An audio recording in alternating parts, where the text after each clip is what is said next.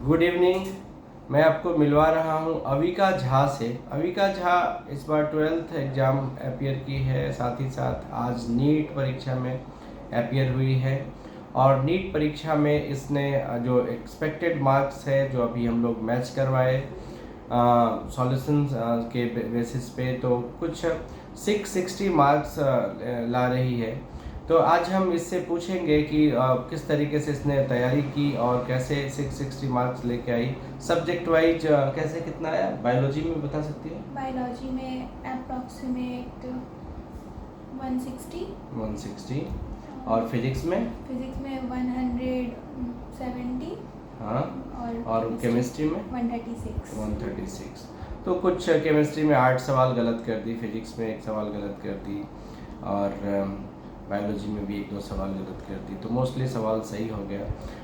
कुछ मेरा इस तरीके से इसका इंटरव्यू करने का मेरा जो इरादा है वो ये है कि एक तो मैं बच्चों को बताना चाहता हूँ कि नीट की तैयारी के लिए क्या क्या महत्वपूर्ण चीज़ है। जैसे पहला अविका जब मेरे पास पहले बार आई थी, तो वीमेट का एग्ज़ाम हम लोग एंट्रेंस एग्ज़ाम लेते हैं, उसमें 68% मार्क्स लाई थी। 68% मार्क्स लाना लगभग टॉपर की कैटेगरी में होता है। 10th एग्ज़ाम में भी कुछ 94% स्कोर की थी। ये इसका बैकग्राउंड हो गया जो बताता है कि ये 10th क्लास तक भी एक टॉपर स्टूडेंट थी। विद्यापीठ एकेडमी में मेरे पास से 10वीं पास करके आई थी और 11वीं 12वीं का पढ़ाई की।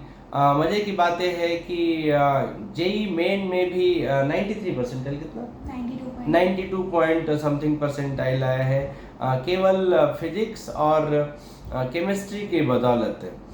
तो एक जो हम लोग तैयारी करते थे उसमें तैयारी करवाते थे, उसमें फिजिक्स और केमिस्ट्री आईआईटी बैच में पढ़ती थी, और बायोलॉजी के लिए हम लोग मैथमेटिक्स के टाइम पे उसका बायोलॉजी का क्लास करवाते थे। तो नीट में तो 660 मार्क्स के आसपास है, और जेई में 92 पॉइंट समथिंग परसेंटाइल है। तो इस पूरे परीक्षा में पहला तो मैंने बैकग्राउंड बता दिया कि अभी का 10th क्लास में भी टॉपर टाइप की स्टूडेंट थी, अपने स्कूल टॉपर, और बीमेट में भी एडमिशन टेस्ट में हमारे पास 50% से ऊपर नंबर लाने वाले बच्चों को हम लोग एकदम मेधावी कैटेगरी में रखते हैं। 2 साल तक क्लास कितना छोड़ी होगी, ये मैं एक बात बताना चाहता हूँ। तो मुझे लगता है कि मुश्किल से 5-6 क्लास छोड़ी होगी, या 10 क्लास। कभी जब घर का कुछ फंक्शन हो और फैमिली फंक्शन में कभी गई हो, तभी केवल क्लास छूटता था, बाकी कोई भी क्लास नहीं छोड़ी है जो मुझे याद है। टेस्ट भी लगभग ना के बराबर छोड़ी है। ऑलमोस्ट स्टूडेंट्स बोर्ड की परीक्षा के बाद वो अपने घर चले जाते हैं या फिर कुछ छोड़ देते हैं, पर अविका रोज ही एक आके टेस्ट पेपर देती थी। अभी जब से बोर्ड हुआ है, एवरीडे टेस्ट पेपर देना, उसमें प्रैक्टिस करना। कभी 600 नंबर लाती थी, कभी 590 नंबर लाती थी, कभी 620 नंबर लाती थी, और आज तो उसने प्रैक्टिस के बल पे 660 नंबर लाई है। तो एक चीज़ मैं और इससे पूछना चाहता हूँ कि कौन कौन सा बुक पढ़ी और कैसे अप्रोच की। एक तो स्टडी मटेरियल तो तुमने पढ़ा ही, एनसीईआरटी पे भी फोकस किया होगा, और कब कई लोग ऐसे मार्केट में रहता है कि ये किताब पढ़ना है, वो किताब पढ़ना है, वो किताब पढ़ना है। मोस्टली किताब के नाम के साथ क्वेश्चन बैंक ही पढ़ी होगी, बाकी तो क्लास नोट्स और कुछ ज़्यादा कुछ कर। तो मैसेज ये है बेसिकली कि अगर नीट की तैयारी के लिए कोई जा रहा हो तो उसे मोस्टली अपना एनसीईआरटी कवर करना है। क्लास में अगर हम जेईई एडवांस लेवल का पढ़ा रहे हैं तो ऑब्वियसली फिजिक्स और केमिस्ट्री मजबूत हो जाता है। बायोलॉजी एनसीईआरटी तो 100% कवर करता है सिलेबस को, और शानदार तरीके से। बायोलॉजी में लगता है 1 ही 2 गलत हुआ ना, तो 360 में से लगता है बायोलॉजी में 350 टाइप का नंबर है। केमिस्ट्री में तो 8 सवाल गलत हो गया तो उसमें 136 नंबर है, और फिजिक्स में भी 1 ही 2 गलत है। तो बुक्स जितना भी मार्केट में अवेलेबल है ये पब्लिकेशन का, जिन्हें मैं नेवर एंडिंग बुक के नाम से बोलता हूँ, वो भी कुछ ज़्यादा महत्वपूर्ण नहीं है। तो अभी का कितना देर तुम पढ़ाई करती थी? ज़्यादा नहीं, फिर भी क्लासेस और क्लासेस के बाद 5 to 6 आवर्स। हाँ, तो क्लासेज और क्लासेस के बाद 5 to 6 आवर, तो क्लास ही 5 to 6 आवर्स का होता है, और 5 to 6 आवर्स घर पे तो 12 घंटे का पढ़ाई। तो 12 घंटे का पढ़ाई एक बढ़िया टाइम होता है, जिसमें आप 8 घंटे तो आपको सोना ही होता है। तो 8 घंटे तो आपको सोना ही होता है, तो आप आपके पास 24 घंटे में 8 घंटे निकालेंगे तो 16 घंटा ही होता है, और 16 घंटा में अगर कोई बच्चा 12 घंटे पढ़ाई कर रहा हो तो almost every time study type का माहौल होता है। और बाकी एक बड़ी मज़े की बात है कि इसके फादर भी जब न तब इसका घर पे कोई ना कोई बुक उठा के टेस्ट ले ही लेते थे। तो ये भी एक इसको सपोर्ट पॉइंट मिला कि भाई फादर का जो अपना टेस्ट लेने का पैटर्न है, हमारा जो पढ़ाने का पैटर्न है, हमारे कोचिंग इंस्टीट्यूट का जो पैटर्न है, सब कुछ फॉलो की। और इसके थ्रू मैसेज मैं ये देना चाहता हूँ कि मैं बहुत अपने लोगों को समझाता हूँ कि नीट की तैयारी करना हो, जेई का तैयारी करना हो, ये पूरा का पूरा जो तैयारी है, इस तैयारी में विद्यार्थी होना चाहिए एकदम शानदार, टीचर होना चाहिए शानदार। शानदार टीचर का एक ही मतलब है जो 2 साल बच्चे के साथ खूब मेहनत करे, पूरा सिलेबस को पढ़ाए, और पूरा सिलेबस के साथ साथ हर चैप्टर में अच्छे से इलस्ट्रेट करे, सवाल करवाए। कुछ 30 चैप्टर्स फिजिक्स में, 30 केमिस्ट्री में, 30 बायोलॉजी में, 90 चैप्टर, और हर में लगभग 10-10 टॉपिक होता है, 900 टॉपिक, और हर टॉपिक में 30-30, 40-40 सवाल करना होता है।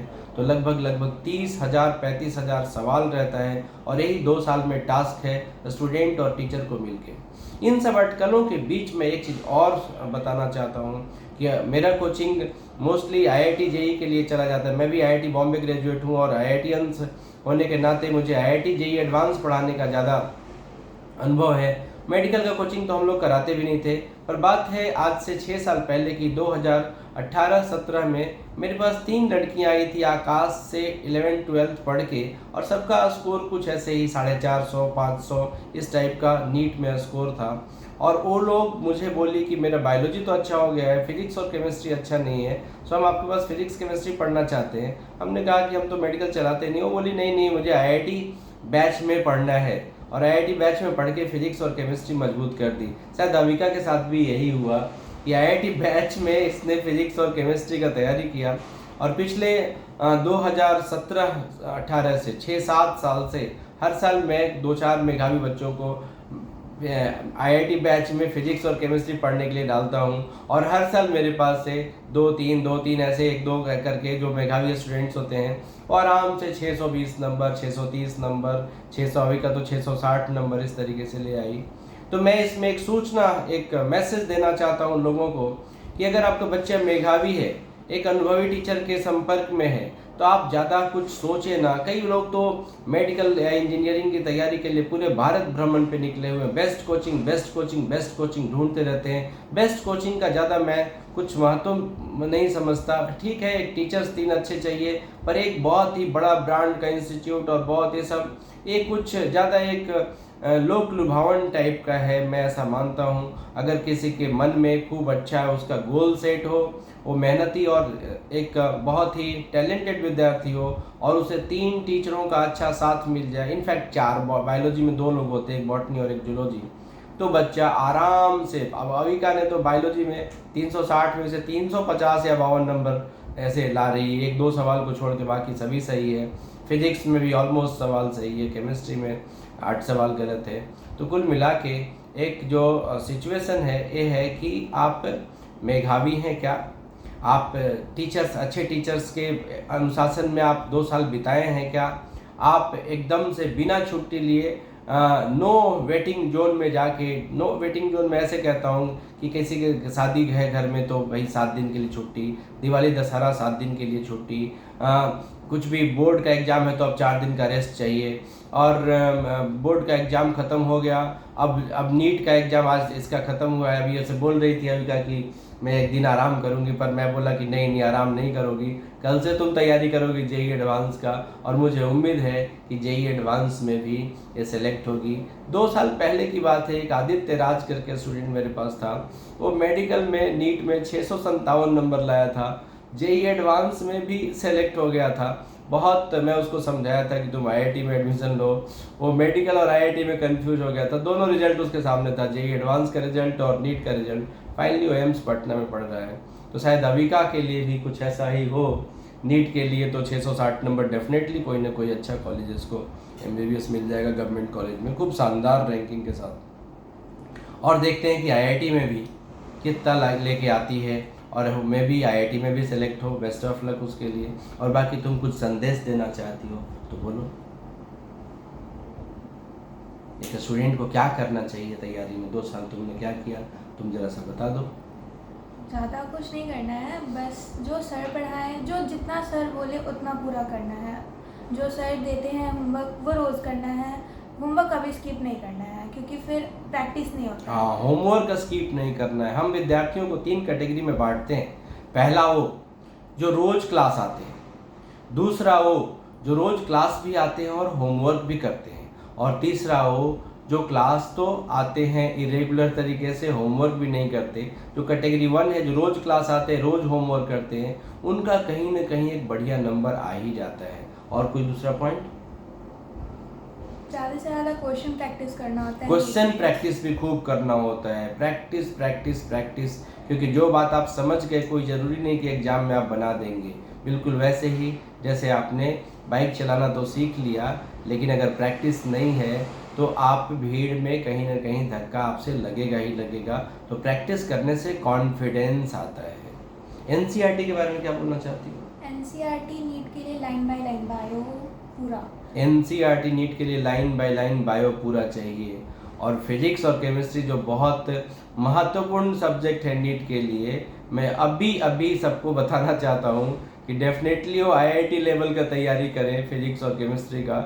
आईआईटी लेवल जैसा परीक्षा तो नहीं होता है नीट का फिजिक्स केमिस्ट्री में, लेकिन जब तक कॉन्सेप्ट क्लियर ना हो तब तक स्कोर हाई नहीं आता है। मोस्टली नीट के बच्चे फिजिक्स में और केमिस्ट्री में जहाँ जहाँ मैथमेटिक्स लगता है वहाँ उनसे उनको बहुत भारी पड़ जाता है, और फाइनल स्कोर फिजिक्स केमिस्ट्री में कम आने से उनका टोटल स्कोर 600 से नीचे रह जाता है और एमबीबीएस नहीं मिलता है। तो बेस्ट ऑफ लक अभी का, और आगे तुम जेईई एडवांस की तैयारी करो, और शायद तुम कल छुट्टी नहीं लो, कल से ही एडवांस की तैयारी में लग जाओ। Thank you.